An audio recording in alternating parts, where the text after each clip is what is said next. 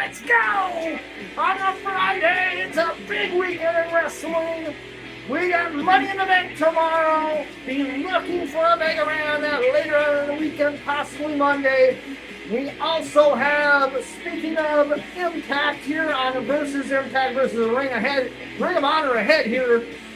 Impact has two big events from Down Under as part of the Impact Down Under tour from Wagga Wagga, Australia. We're going to be talking about that in yet another Mega Rant sometime coming up soon, probably on the weekend.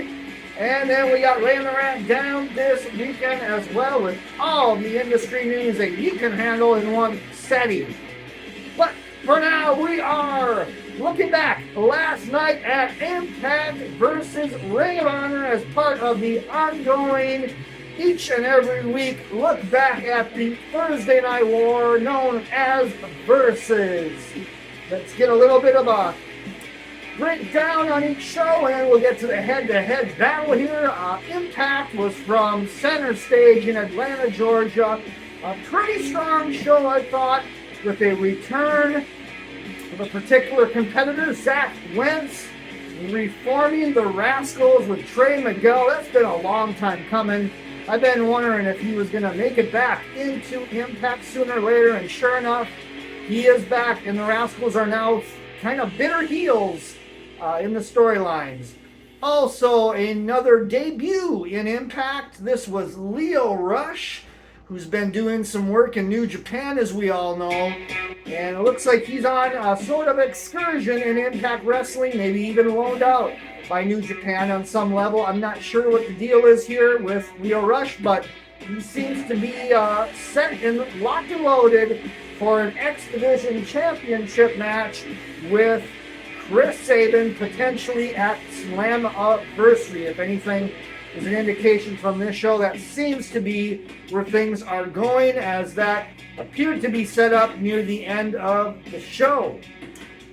Over on Ring of Honor, this was a pretty star-studded Ring of Honor this week. A lot of New Japan talent was still in, and this was taped last Saturday in Toronto, so a lot of that talent was in Toronto for Forbidden Door weekend.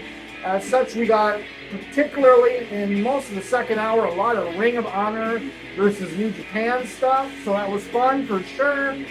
Pretty competitive week this week as we look back on the June 29th episodes of both Impact and Ring of Honor. So let's go, let's get it going. Versus head-to-head quarter hours for both shows. Let's start with Impact. Kicked off with a humdinger rematch for the X Division Championship. We got Trey Miguel in there against Chris Sabin. Good work. Lots of good work all around. The finish, there was really no finish. It was a disqualification. Sabin won when, like I just mentioned, Zachary Wentz returned to reform the Rascals with Trey Miguel. He helped Trey Miguel and beat down Chris Sabin at the end of this angle. And they walked away, certainly with heel heat. They also did a promo in the back on this quarter-hour segment where Zachary Wentz was basically explaining why he returned. He was pissed that the crowd kind of turned on Trey Miguel.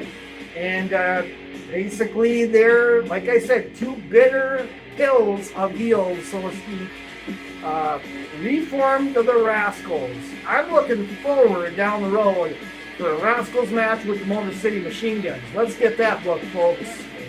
Over on Ring of Honor, kind of started out a little bit slow on Ring of Honor. We had Tony Khan, Stokely Hathaway in the beginning promo. Khan basically says, I'm lending the reins to you for this show. You are taking care of the backstage, yada, yada, yada. This led to a really, really lame angle later on the show we'll talk about in a moment. Opener on Ring of Honor was Jalistico and Preston Vance against Mark Wheeler and Vikram Trashar. Pretty much a squash. There really wasn't much to be said about this one. It was very quick, very to the point. We also got the Righteous in a tag match over John Silver and Alex Reynolds of the Dark Order. This is continuing more of this Dark Order kind of collapse as well as the stuff with Evil Uno and Stu Grayson, who got into it near the end. Stu Grayson actually interfered in this match to give the Righteous the win. Evil Uno came out with a chair to try to protect Reynolds and Silver. They got into it with Evil Uno and Stu Grayson. Evil Uno wouldn't hit Grayson with the chair, and Stu Grayson she gave him a shove and walked away. So I kind of feel like Evil Uno is going to turn heel and they're going to reform the former team of Evil Uno and Stu Grayson. I guess we'll see what happens with this.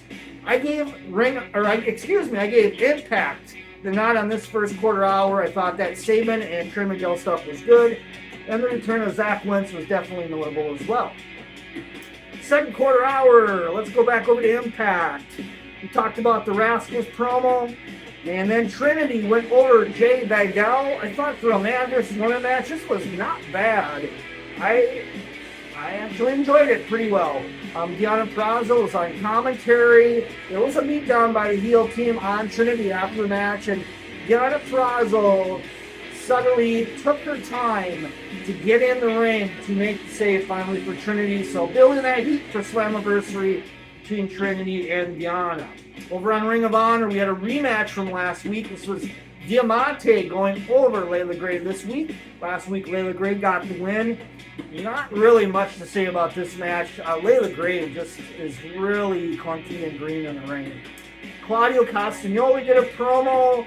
It was interrupted by Chuck Taylor. That is our main event for Ring of Honor, a proving ground match with those two. Storyline is Chuck Taylor apparently had defeated Claudio in the past, so that explained why he got the shot. Also, there was a kind of long-winded introductions for the next 8-man tag coming up on Ring of Honor in this quarter-hour segment. Once again, we went with Impact for this one, so they're up 2 and Ring of Honor 0 so far. Moving into the first, basically after the first half hour has ended, moved to the third quarter hour on the show. Tag title match, pay-per-view promos, talking about a 4-way match they got set for Slammiversary for the tag titles. Did a lot of video packages in this segment. Moose and Brian Myers did a promo where basically Moose says, dump, completely get rid of the good hands if you want to be a team with me. Myers and Moose are in this tag title 4-way at Slammiversary, by the way. We also have Subculture, and we've got Rich Swann and Sami Callihan in there as well with, of course, the tag champs ABC. We also had in this quarter hour highlights from BTI. Johnny Swinger kind of sort of defeated Bhupinder Najar. Zicky Dice was the ref, and the shenanigans aplenty there. They had a promo afterwards where one of the Impact refs showed up, basically said the match has been reversed by other officials, and if Ziggy Dice cheats again as referee, he's going to be having his license taken away. So that was about it for this quarter hour for Impact. Over on Ring of Honor, a really, really hot 8-man tag. Lucha Brothers, Commander, and El Hijo del Vecino over the Workhorsemen, Shane Taylor and Gringo Loco. Just excellent work. This may have been the best match this week on Ring of Honor. It was really, really good. It had decent time. It took up basically the whole quarter hour for the most part. Although at the end of this quarter hour, there was a Samoa Joe promo where he was promoting his match with Roderick Strong on Collision in that Owen Hart tournament.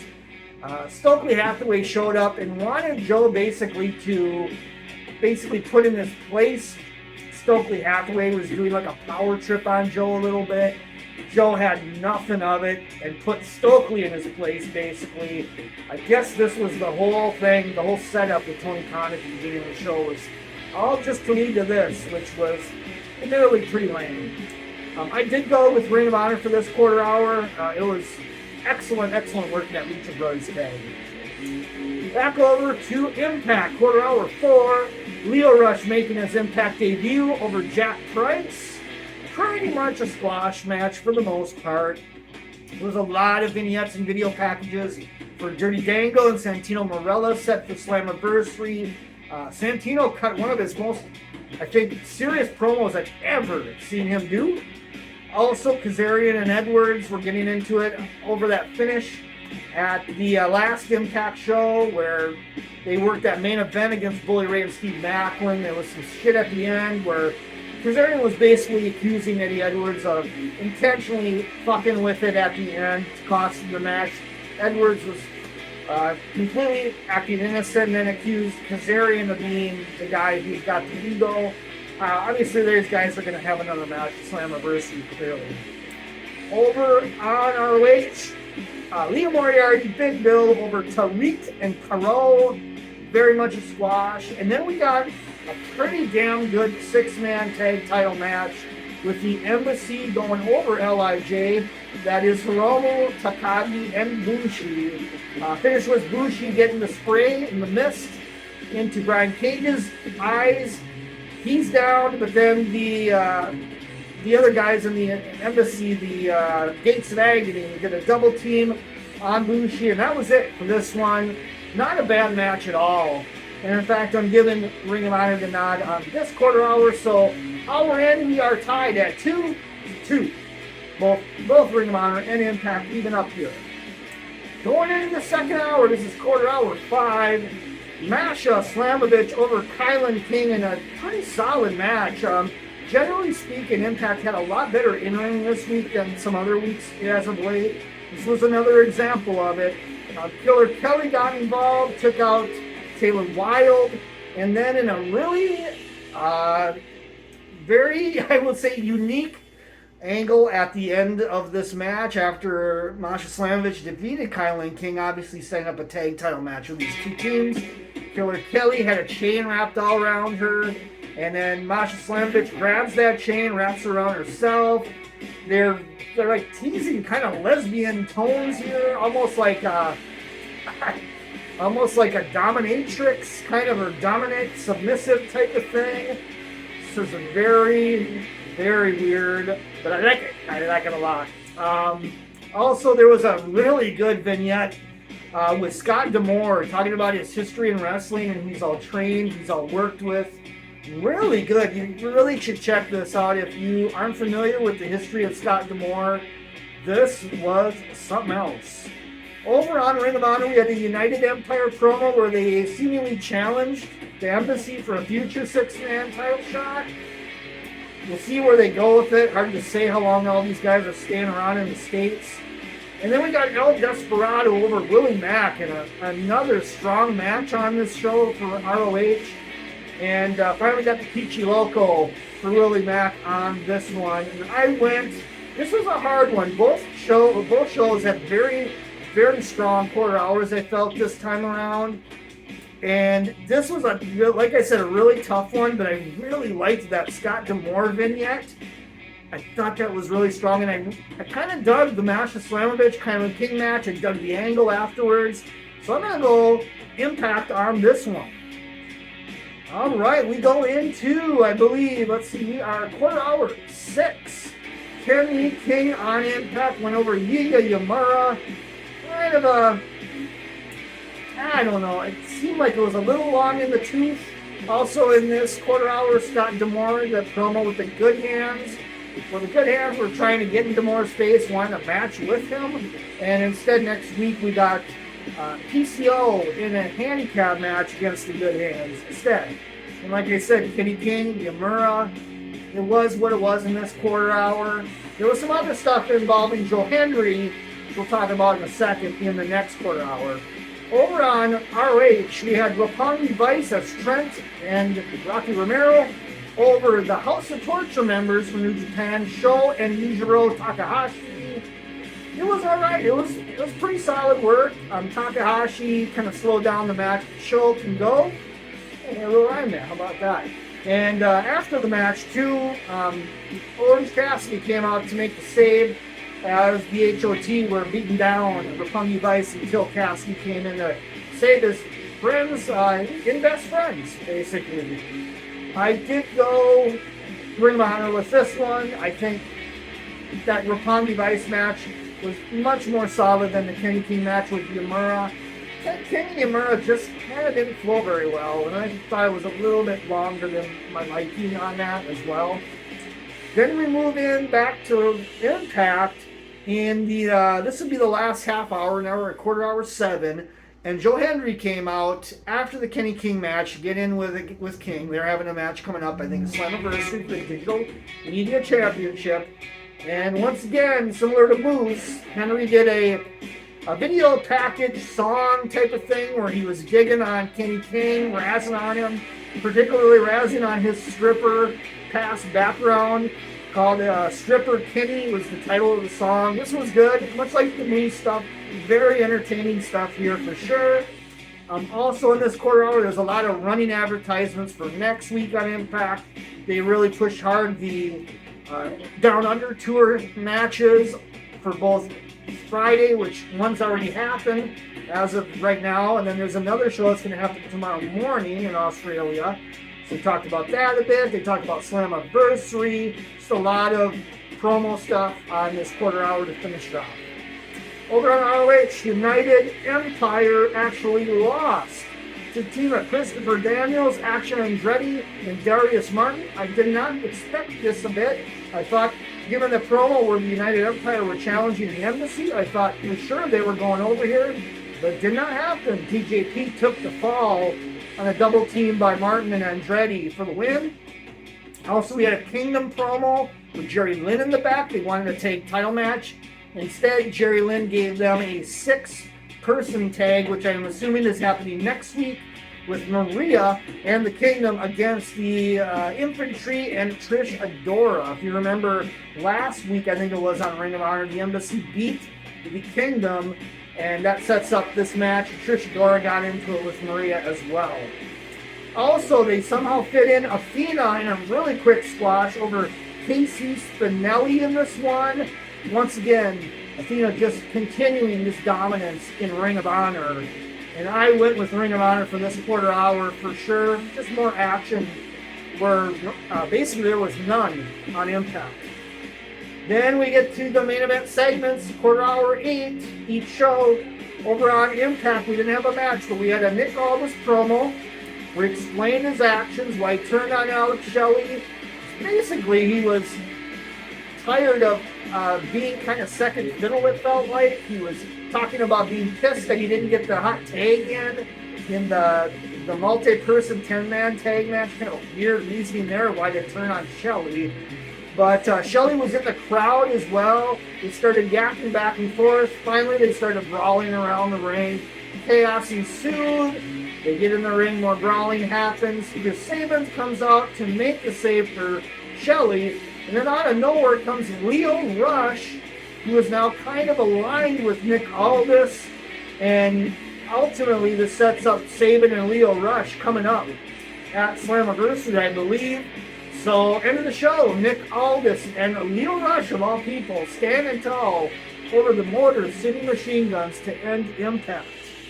Over on ROH, we had a Proving Ground non-title match where the ROH champion, Claudio Castagnoli, took on and defeated Chuck Taylor.